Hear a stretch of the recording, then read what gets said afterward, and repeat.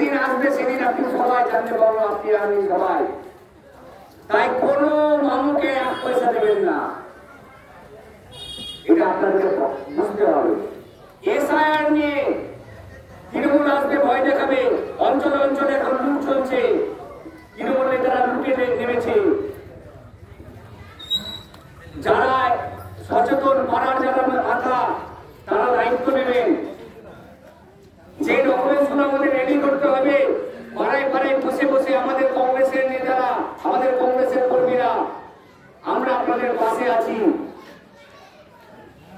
সচেতন হবেন, ভয় খাবেন না। কোন বামকে ভয় খাওয়ার কিছু নেই। তৃণমূল ভয় দেখাবে যে বিজেপি চলে আসবে, বিজেপি ভয় দেখাবে যে মুসলমানরা মেরে দেবে, হিন্দু আর মুসলমানে আমি আর আপনি থেকে যাবো, ওরা রাস্তার টাকা লুটে নিয়ে পালিয়ে যাবে। তাই ভয় খাবেন না, আগে সচেতন হন। আর এই সচেতন হওয়ার কথা কংগ্রেস বারবার বলছে বলে আজকে আমাদের উপরে আক্রমণ। আচ্ছা, কথা তো শুনেছেন, এতদিন থেকে কংগ্রেস তো এই রাজ্যের ক্ষমতায় নেই, কোনদিন এখানে আমাদের একটা এমএলএ নেই, এমপি আছে একখানা, এত বড় বিজেপি এমএলএ। কোনদিন শুনেছেন বিজেপির কোন একটা পার্টি অফিসে হামলা হয়েছে?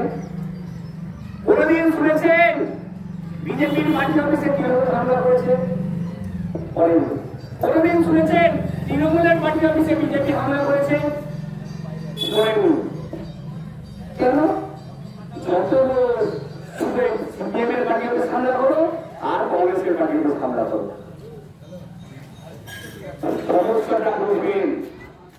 এই তৃণমূলও চাই না কংগ্রেস থাকুক এবং বিজেপিও চাই না কংগ্রেস থাকুক, কারণ কংগ্রেস শুধুমাত্র মানুষের কথা বলে, কংগ্রেস ভ্রাতৃত্বের কথা বলে, কংগ্রেস হিন্দু বা মুসলমানের কথা বলে না, কংগ্রেস ছুটি রুজির কথা বলে, কংগ্রেস রাস্তার কথা বলে। কংগ্রেস বারবার আন্দোলন করছে যে ছুটি আর লোককে জমি প্রবাহ করে রাখতে হবে, কংগ্রেস এই আন্দোলনটা করে। এটা তো হিন্দু মুসলমানের আন্দোলন নয়। আজ ওয়াকফ নিয়ে 400 লোক ভেতরে জেলের ভেতরে, একটা দুটো নয় 400 জন, এবং বেশিরভাগটাই মুসলিম। তৃণমূল নেতারা একটা কথা বলে না, পুলিশ মন্ত্রী তো তৃণমূলে একটা কথা বলে না। আন্দোলন কে করছে তাদের জন্য? আমাদের নেতা অধীর চৌধুরী আন্দোলন করছে। আন্দোলন কে করছে? আমাদের ব্লক সভাপতি কারিকুল আন্দোলন করছে।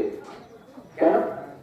শাসক যারা, এখান থেকে যে এমএলএ এমপিরা পাস করে যাচ্ছে, তারা কি শুধু বিরিয়ানি খাওয়ার জন্য পাস করছে না টাকা মারার জন্য পাস করছে?